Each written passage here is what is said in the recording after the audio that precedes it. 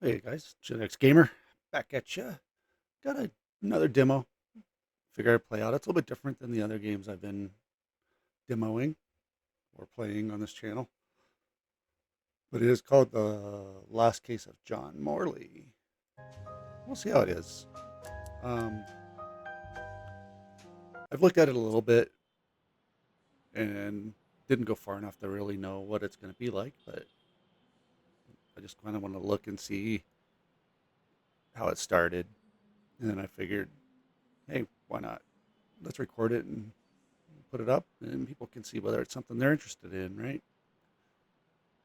So the premise of the game is you're a detective who um, had an accident, and you're just getting out of the hospital, and then it kind of starts a new case.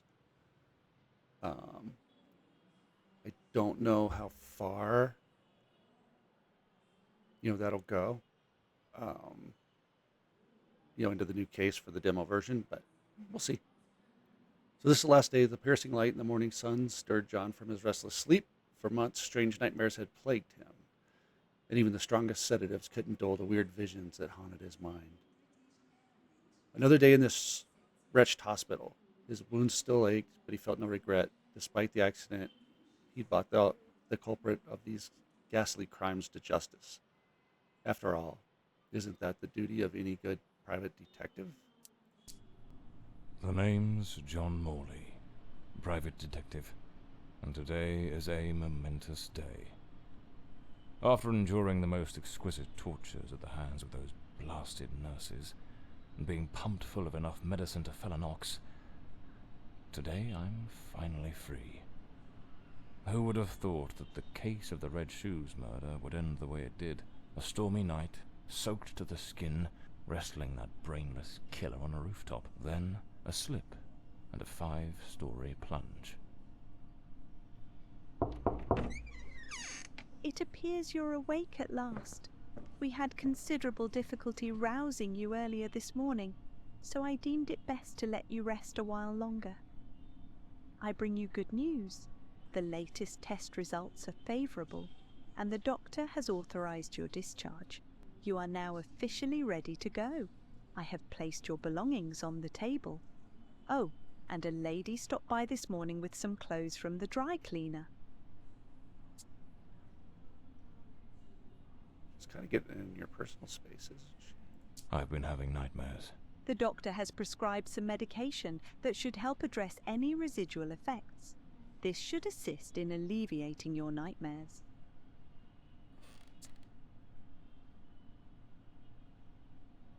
So I'm better now.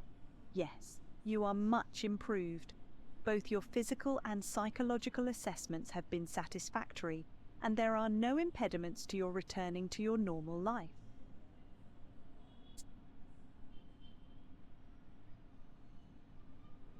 A woman brought my clothes from the dry cleaner. Was it Penny? I couldn't say. She arrived quite early, before my shift began. I've placed the garments in the wardrobe to keep them from getting wrinkled. She's so nice. My belongings? I thought everything was already in the room. There are a few valuables and some coins we kept for safekeeping. They are in the box on the table. Now, if you'll excuse me, I have other patients to attend to. I wish you all the best.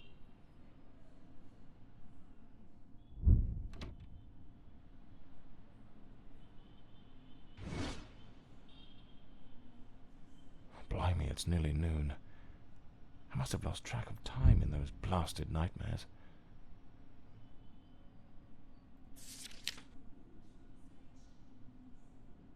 Our medical discharge. Patient has demonstrated satisfactory improvement in all preoperative objectives. The surgical procedure conducted under protocol ETD-03 has been deemed successful in all respects. On completion of the final test, and provided that the patient reports feeling physically and mentally prepared, medical discharge is advised. No postoperative complications are anticipated at this time. Continued observation during recovery is recommended to ensure patient stability. Right. Story of my life. Nearly broke. That's me, the bloodhound Morley.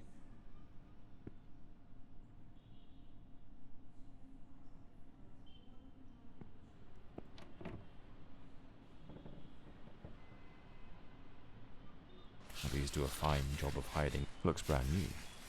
I usually use the Windsor knot. Well-structured shoulders, nicely padded. Gives off an air of authority. Keeps the crooks wary and catches the ladies' eyes. I should get myself a pair of derbies. Or brogues. They're much more comfortable. Besides, if I slipped, it was because of those damned hard soles.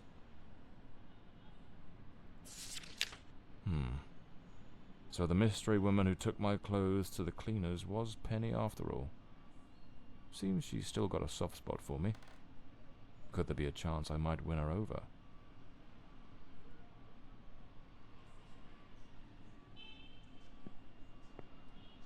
Rainy and overcast. Typical London weather. There's notes from Penny, my secretary. She must have left it here a few days ago while I was still under observation. So Penny wrote, "John, I'm awfully sorry, but I just can't keep going like this. You've been laid up and in that hospital for ages, and I've been left skint with no wages coming for months now. Before, with the state you were in, I could bring myself to say anything.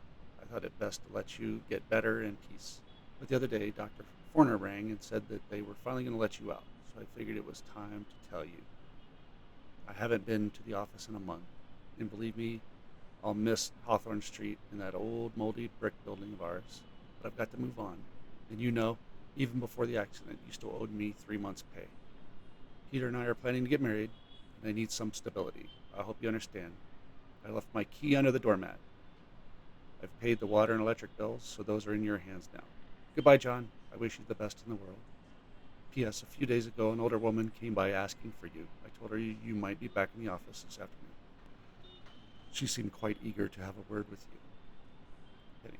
Damn it, Penny. I don't blame her, though. I'm a right mess.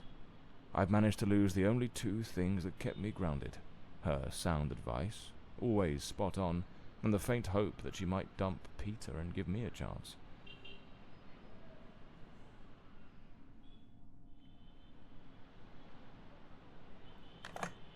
Blimey, what a fool I took onto that rain-soaked pavement. And to top it off, with that downpour, I ruined my best suit. But, well, that's all water under the bridge now, quite literally.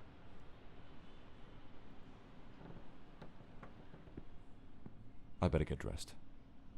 The hospital gown that ties in the back doesn't exactly scream professional. Trench coat and fedora hat. Every detective's must have.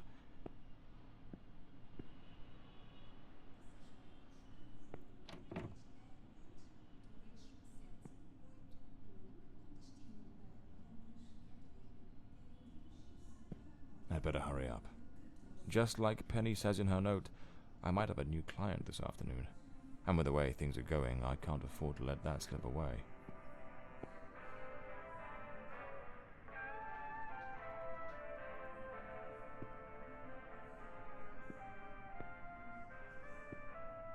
All right, let's get moving. Today's the first day of the rest of my life.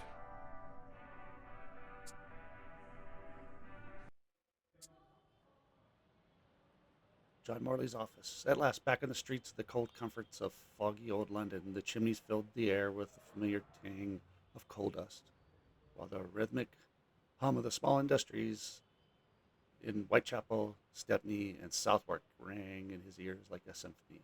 Soon he'd be seated in his cluttered, dusky office once more, ready for the next case, perhaps finishing off some forgotten bottle of whiskey tucked away in a drawer. In the morning, the irreplaceable loss of his assistant. In mourning, the real irreplaceable loss of his assistant, Penny.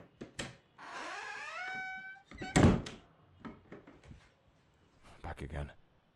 Feels like stepping into a forgotten paradise.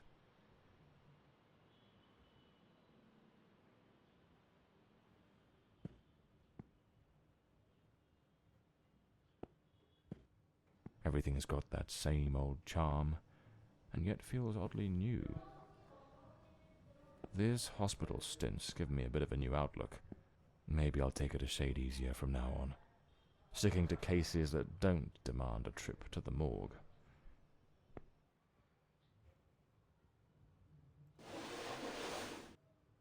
Here they are. Penny's keys. Just like it says in her note.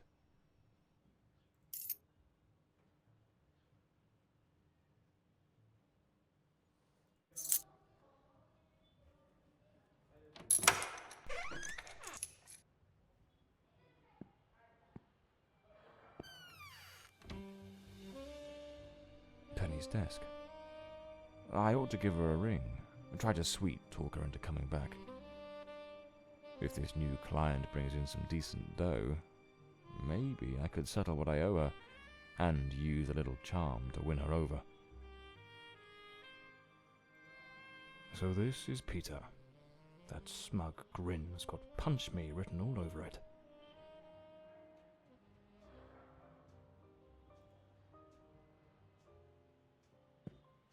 The murder weapon from the cadaver collector case.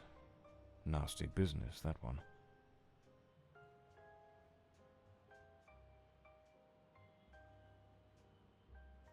The case of the Red Shoes murder.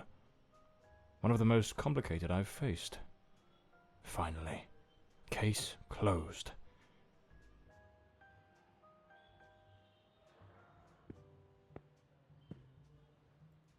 Even the coppers missed it. The slant on the letter E. That's what gave away the typist in the black letters case. My files. Cases, clients, debts. Too many debts. Far too many. This case is worth its weight in gold. Everything you need for a portable lab.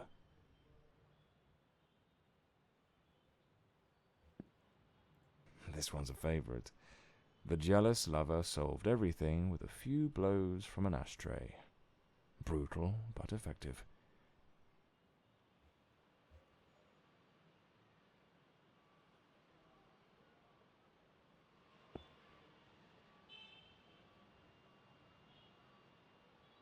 My desk, strangely tidy. Normally it's buried under papers, notes, bits of evidence. Penny must have wanted to leave everything spick and span before she walked out on me. Another one of my cards. But this one has my last name circled.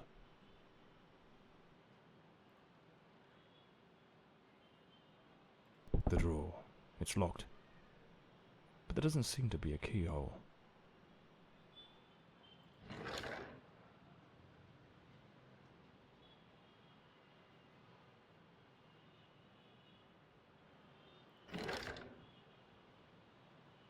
Amazing how this little gadget can reveal the devil in the details.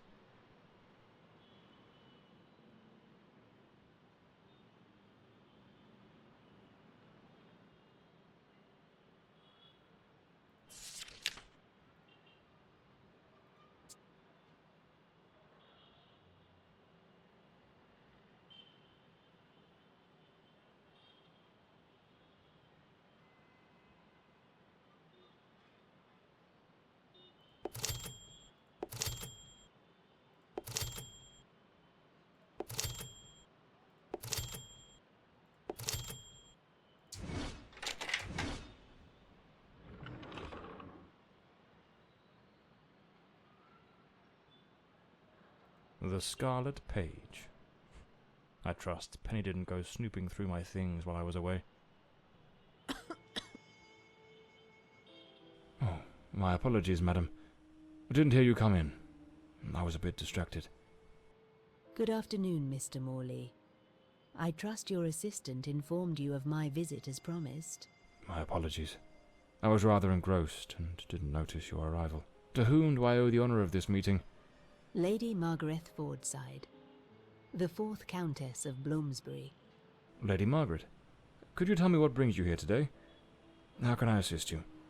I shall endeavour to be as candid as possible. 20 years ago, when my daughter was just 18, she was brutally murdered. It happened at our family estate, Bloomsbury Manor.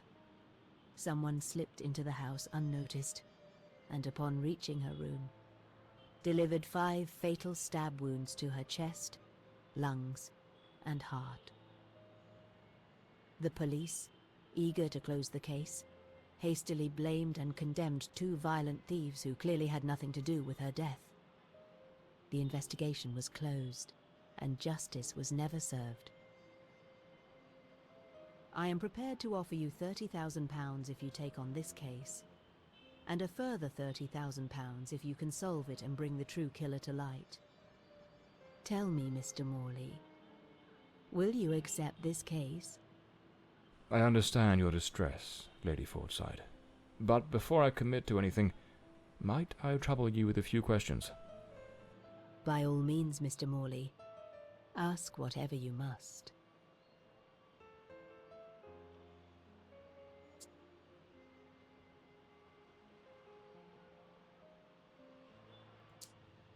A case that's been cold for 20 years. You certainly don't make it easy for me, Lady Margaret. What made you decide to seek out a detective now? For over 2 decades, I've fought tirelessly to have the case reopened, to prove that the real murderer escaped justice. But all in vain. Neither solicitors nor well-meaning police friends, nor even journalists hungry for a dark story have managed to uncover anything. Then one day, I read about your success in solving the case of the Red Shoes killer. Regrettably, I also learned of the unfortunate incident that left you hospitalized with grievous injuries. On the advice of your secretary, Miss Penny, I waited patiently for your recovery.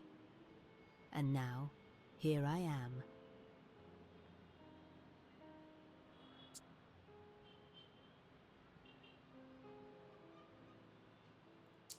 Tell me about the men the police arrested. Why are you so certain they weren't guilty? 2 days after the murder, the police arrested a pair of violent thieves who were terrorizing the county at the time. Though they swore their innocence in my daughter Elodie's death, their criminal record completely undermined their defense. Seizing the opportunity, the police locked them away for their other crimes, and the case was closed. But what has always struck me as suspicious is that nothing was stolen on the night my Elodie was killed. If those thieves were truly the culprits, why would they murder her and then leave without taking a single piece of silver? It doesn't add up, Mr. Morley. Tell me, were there any witnesses? Did anyone see or hear anything? It happened at midnight. The house was practically empty at the time, with only a few servants and a guest who was sleeping in the west wing. I was the only one who might have heard something, as my room was next to hers. Unfortunately, I had taken a sleeping draught and fell into a deep slumber. It is a decision I shall regret for the rest of my days.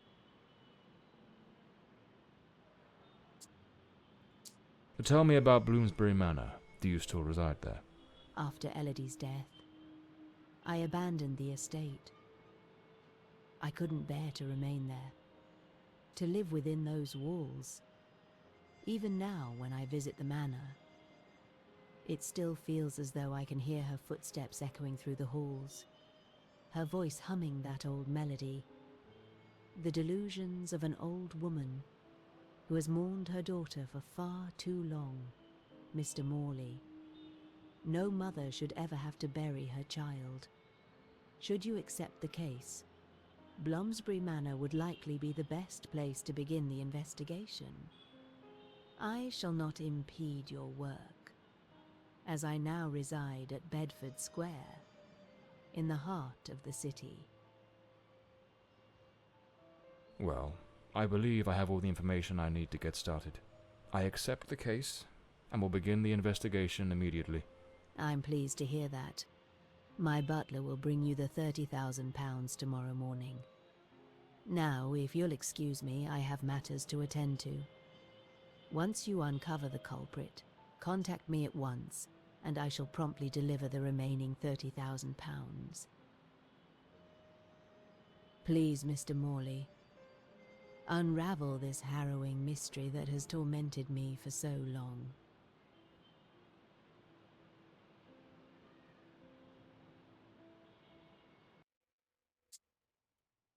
Shadows from the Past. The visit from Countess Margaret Fordside was just what John needed, a case with all the right ingredients to stir his detective instincts. An unsolved murder from 20 years ago, abandoned by the police in their incompetence, and a generous reward waiting at the end. What more could a man want on his first day back? The journey to Bloomsbury Manor passed without incident, though the rough, neglected road, ravaged by years of rain and wind, made for an uncomfortable ride. He arrived under the cover of night. The place was quiet, like the ruins of an old tomb, forgotten and forsaken.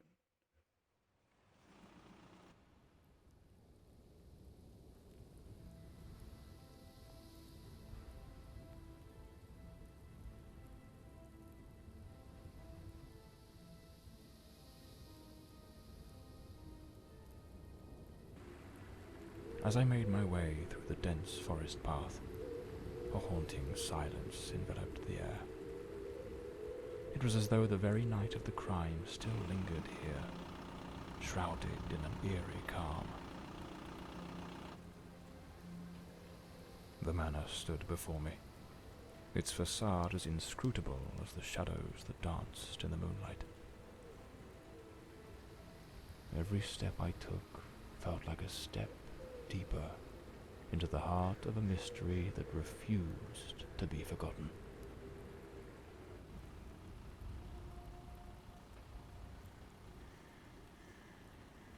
All right. So the only key interaction is you can do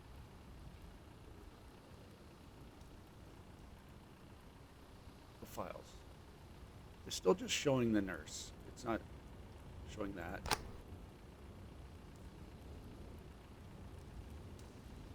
I'm not sure why the nurse is showing up. I guess it's just all the characters in the game, but it's funny that she's not there yet. You'd think she would be. You think Penny would be there too, right? So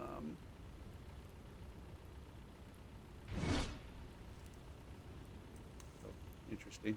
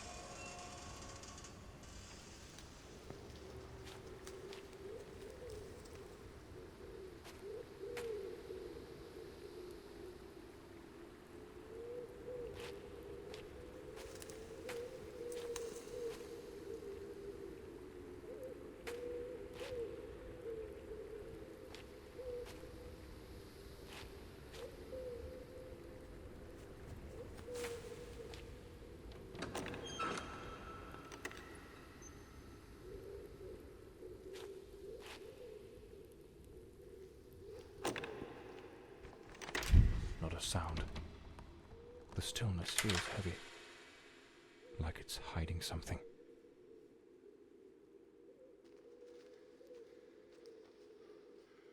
This is from the Asylum flyer. We believe the path to recovery begins with compassion, understanding, and the most advanced techniques of mental health care. Tranquil haven for those seeking respite from the trials of the mind.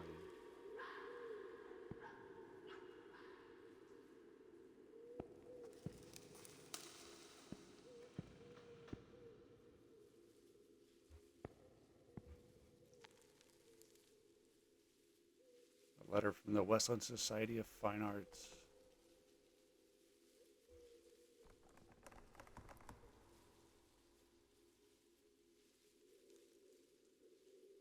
I write to you behalf regarding the exhibition currently on display in our gallery, which features several works by your daughter, Miss Elodie Fortside. While we fully appreciate the remarkable talent and artistry evident in her work, it is with great regret we must inform you of a matter of concern. Several of the Society's patrons, particularly among the more sensitive members of our community, have found Miss Forsythe's paintings of a highly disturbing nature. We have received numerous complaints, with mothers remarking that the artwork has caused distress to their children, and some ladies reporting feelings of unease. There's a growing sentiment that the pieces are unsuitable for public exhibition, particularly in a space frequented by young and impressionable minds. It is with the utmost respect and consideration that we kindly request your ladyship to arrange for the removal of Miss Forsythe's paintings from the current display. We understand that this may cause disappointment, but we feel it is necessary to preserve the decorum and sensibilities of our gallery's visitors. We'd be honored to work with you in finding a more appropriate venue where her vision can be appreciated by a more discerning and prepared audience. We trust you understand our position in this delicate matter. From Sir Arthur Wesley. It seems Elodie had a passion for art, but her style wasn't exactly well received. Disturbing from the looks of it. This painting, it's rather grim. There's something deeply unsettling about it, almost like it carries a shadow of its own.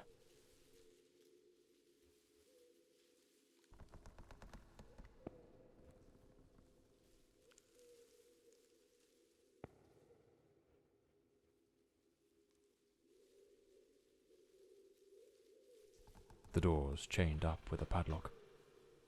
Looks like I'll need to find the key.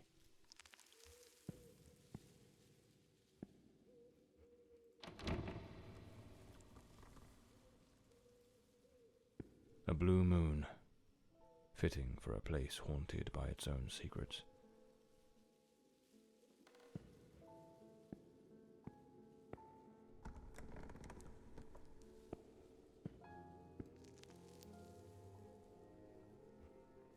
Looks like the Countess left this for me. It could be useful for getting around the place.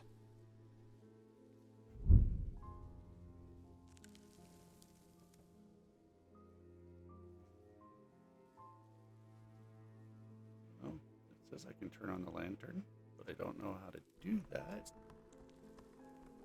Oh, now it added her in.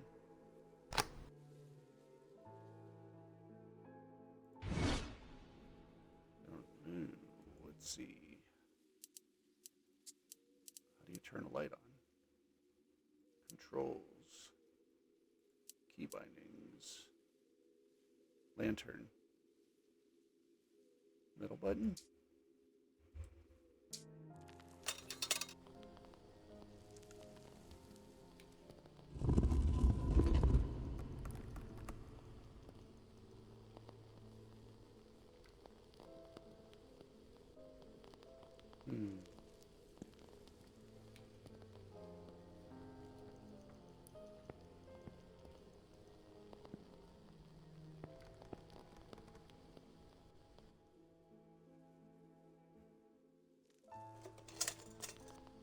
It seems Lord Fordside was a renowned sculptor, though his works were somewhat sinister.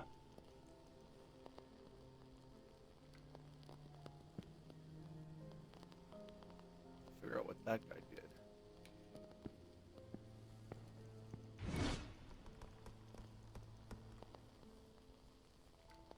Follow the trail of green lights to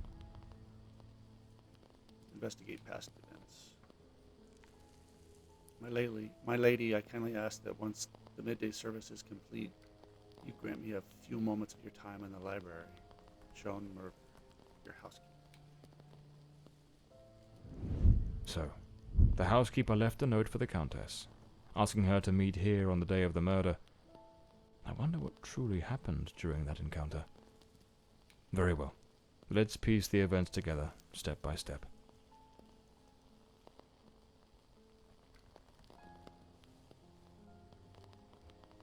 A globe resting in a beautiful wooden stand.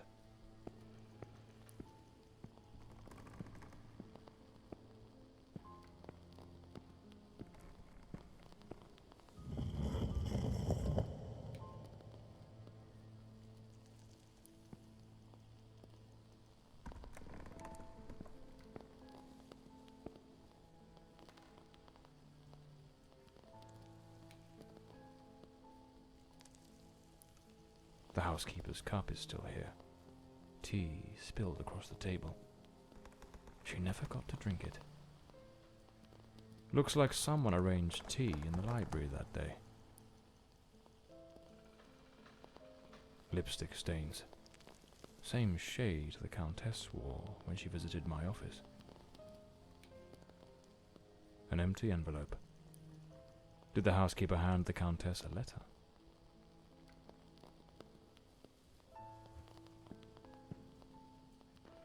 Two chairs. One of them knocked over. It seems they met here. But something went wrong during the conversation. I am very angry. After all these years of service, this is how you repay me? Walking away like this? I'm sorry, madam, but the situation has become unbearable. My bags are already packed.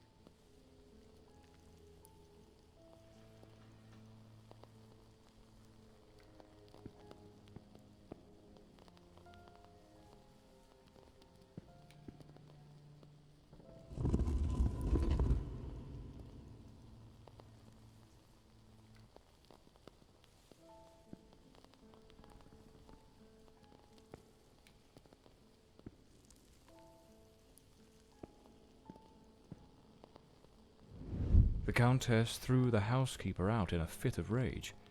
In her haste, the housekeeper forgot one of her bags. What was it that unsettled the housekeeper enough to abandon her post so suddenly?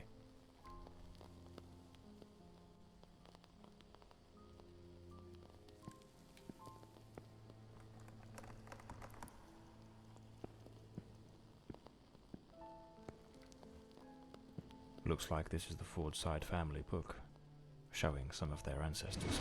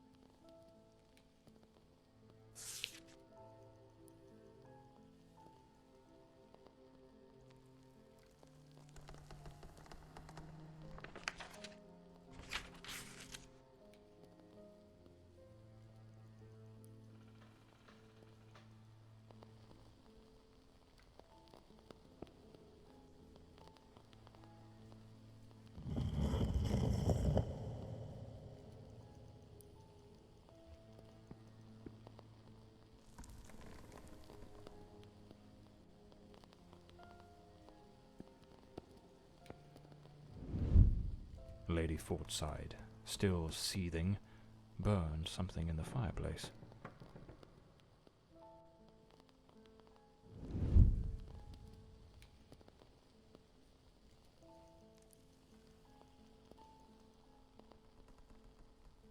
A note from the housekeeper.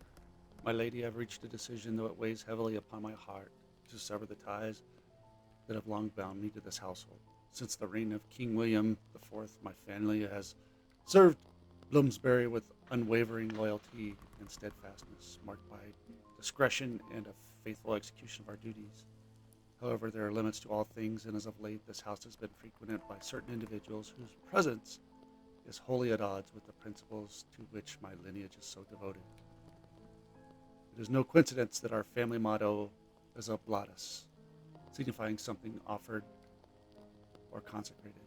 We are vassals of an ideal, the custodians of the most deep-rooted traditions and the bastions of the eternal values of our nation.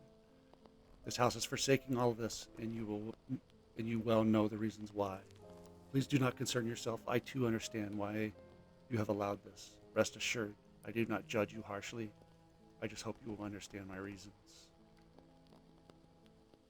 As my family says, Fosta, best wishes, John Merver. The housekeeper resigned. Seems something, or someone, troubled her greatly. Enough to break the long-standing family tradition tying her to this place.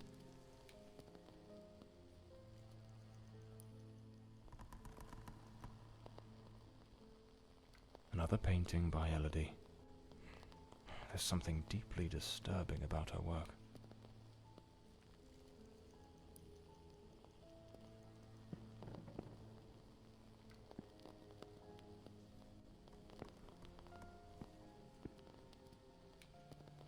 The lock has been concealed. But this door must open by some other means.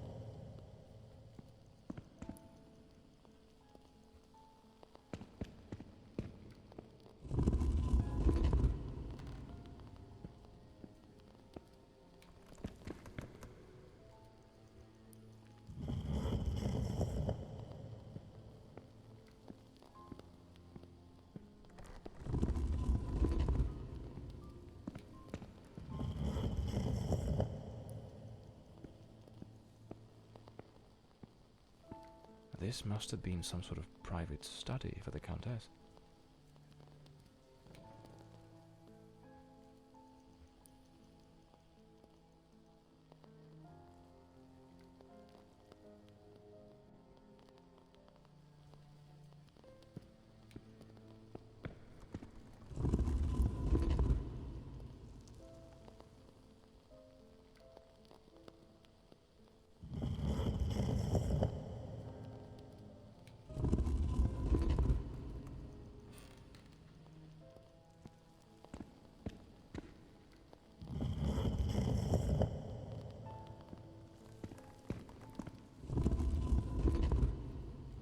I don't know.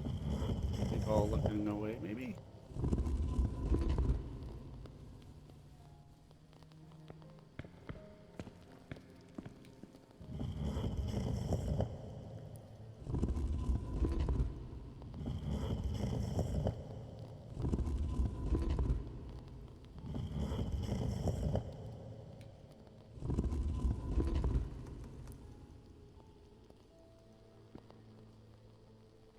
I think that's them all looking away.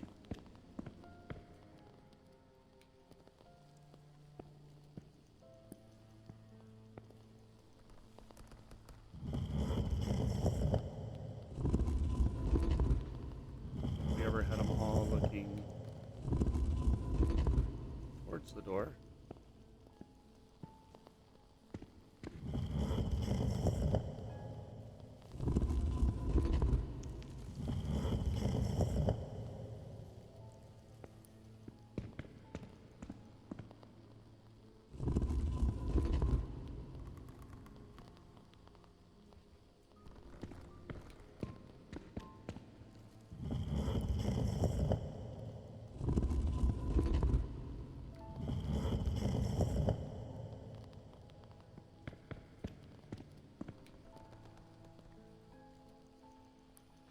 Hmm.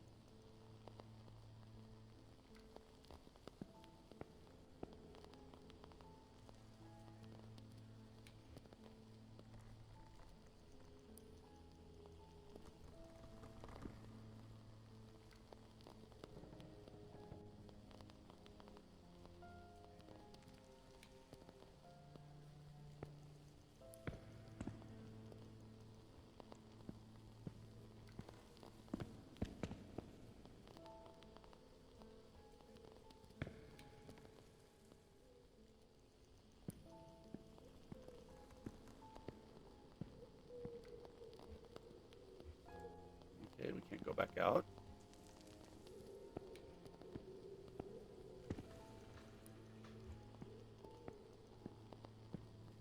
What could these need to do?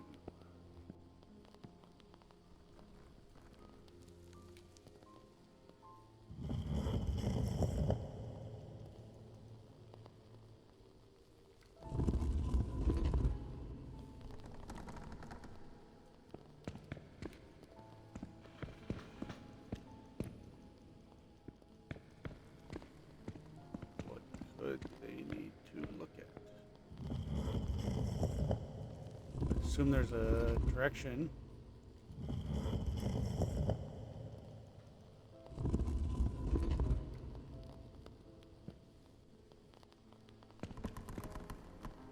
There's obviously a puzzle here. What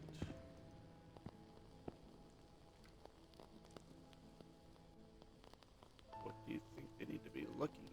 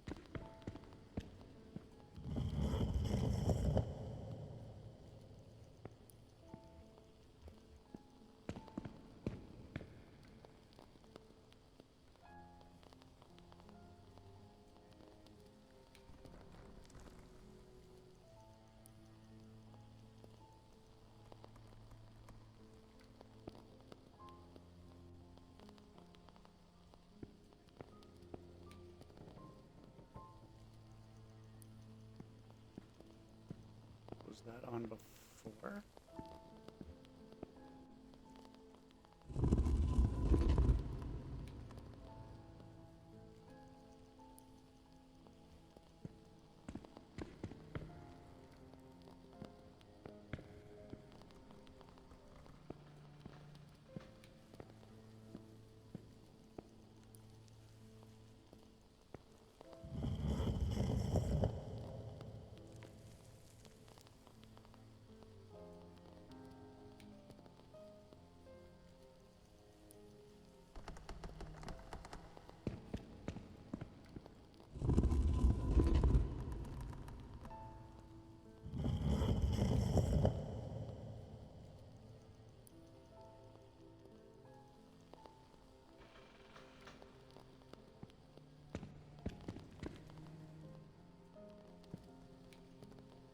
The Fordside family crest, a rampant dragon, a time-honoured symbol across European heraldry, particularly among the English and the Welsh.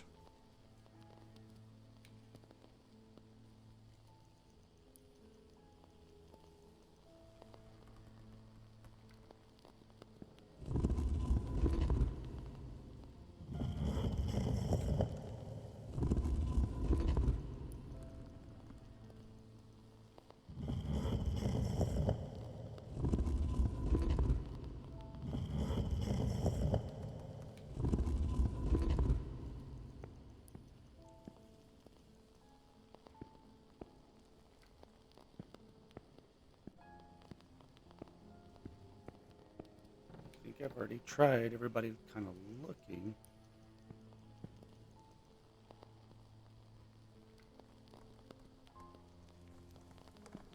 What could it be?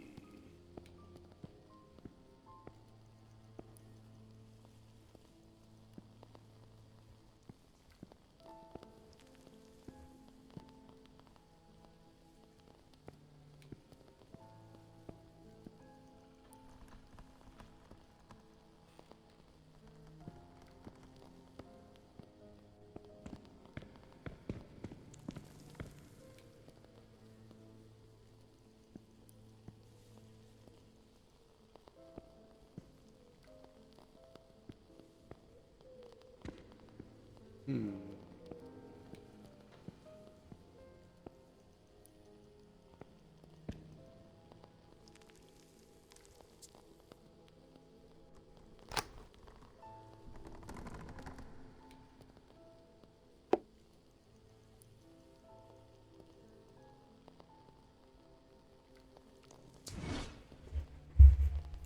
So what am I missing here?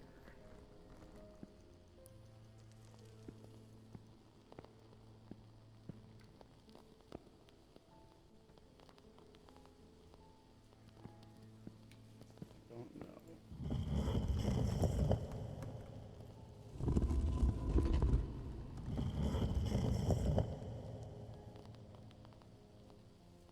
Not all the way.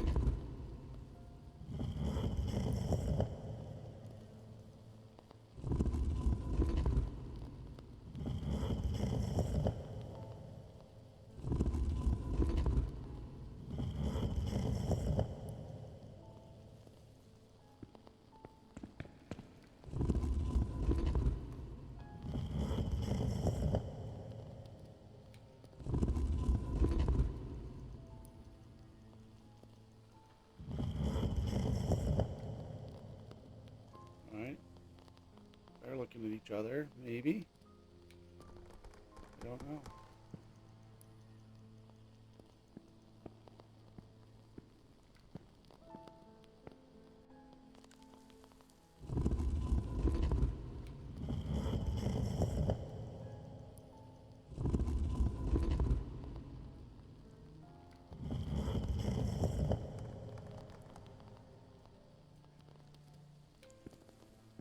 They're staring at each other.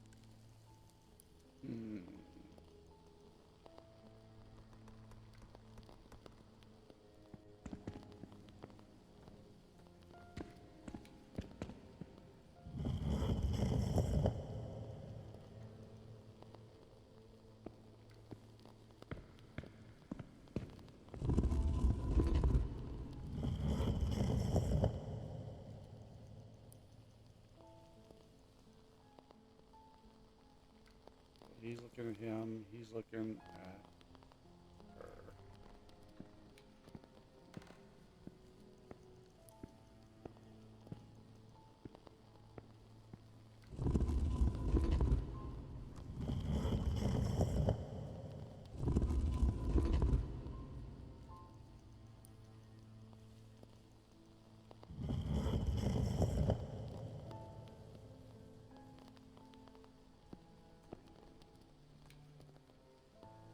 Maybe there's something to do with we see faces.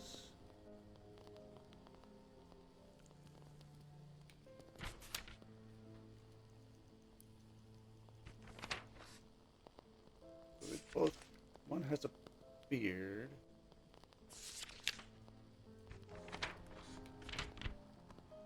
Beard, and then she have a mark on her face. No beard goes with mark on the face. Is that what it is? He's got no beard. He's got a beard.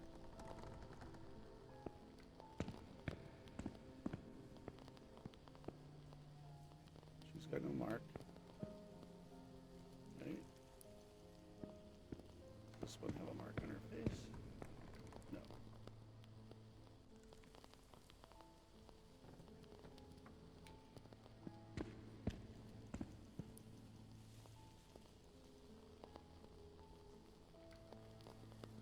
Got one with hair back, one with hair down over the face. Is this who we're talking about?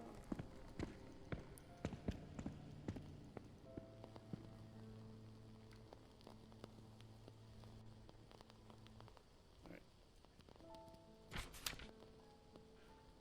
No.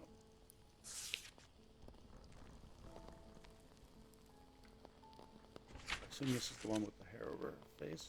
She's looking at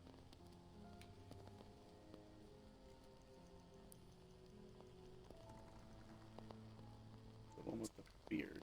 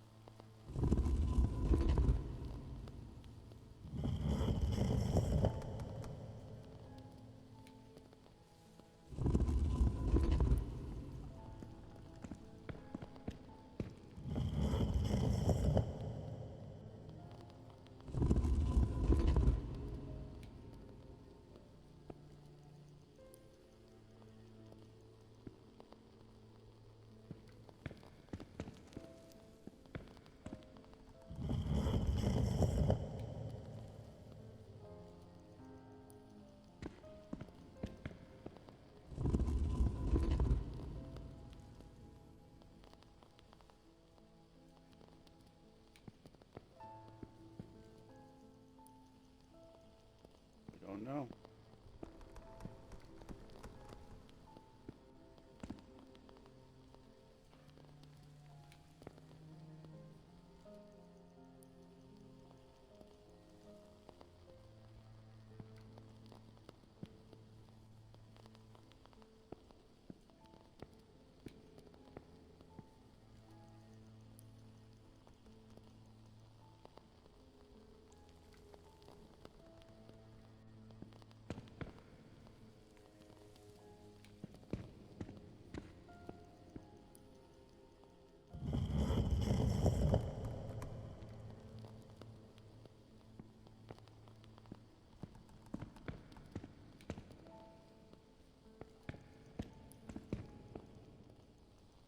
Hmm.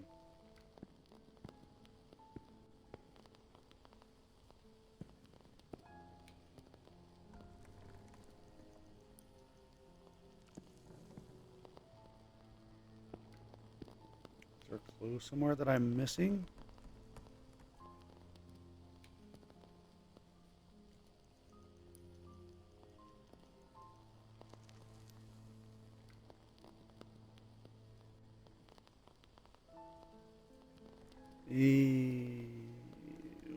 Maybe this is it. All right. Okay, so the guy with no beard. Um,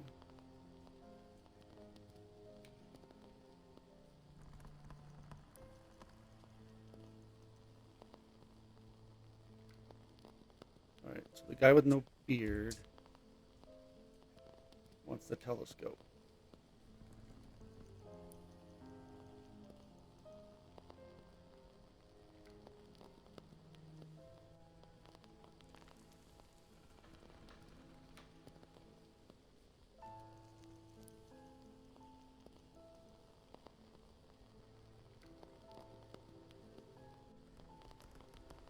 Civil metal kit.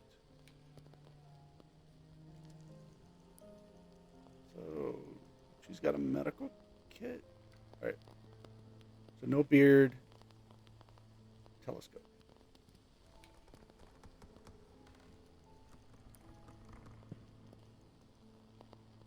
Which is up there.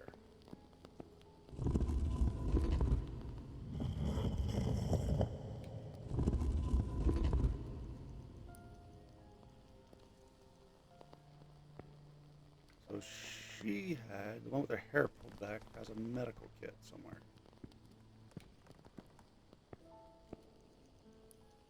Where is the medical kit?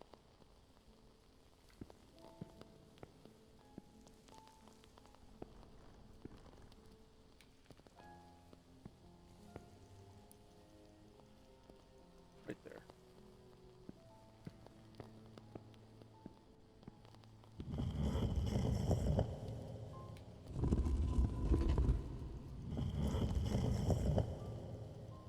So she's looking towards her medical kit.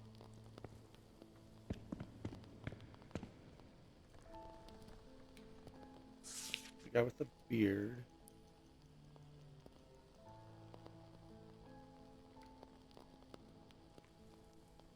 Is towards the globe.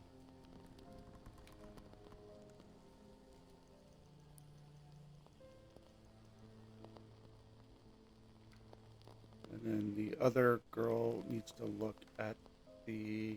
He's looking at the globe, right? Yes. He's looking at the globe. She's looking... The ebony music stand in the library.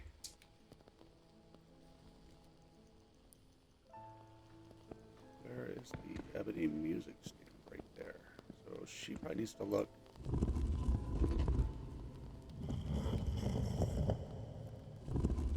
Where's the ebony music stand? There we go.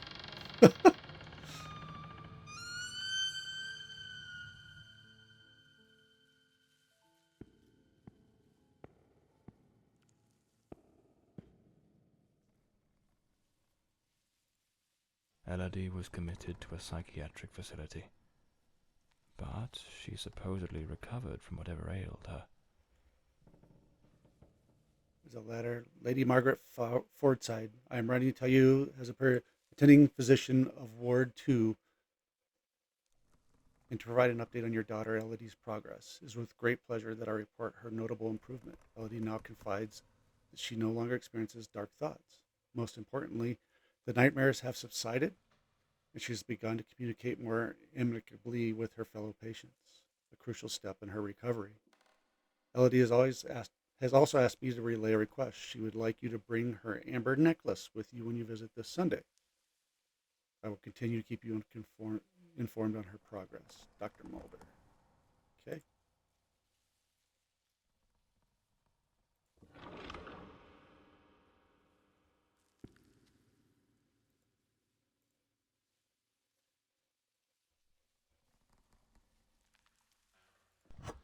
Lady Margaret and a young woman.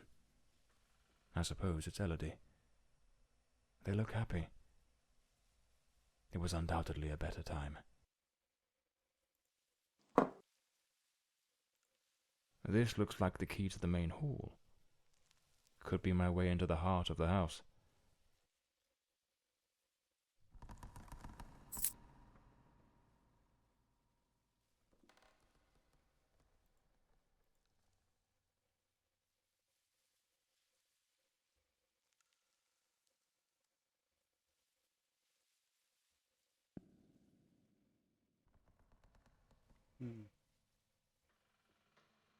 I'm not sure why that drawer opened.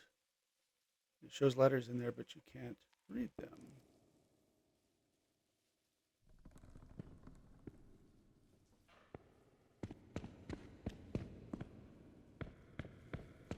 So obviously this game's got some puzzles as part of the play.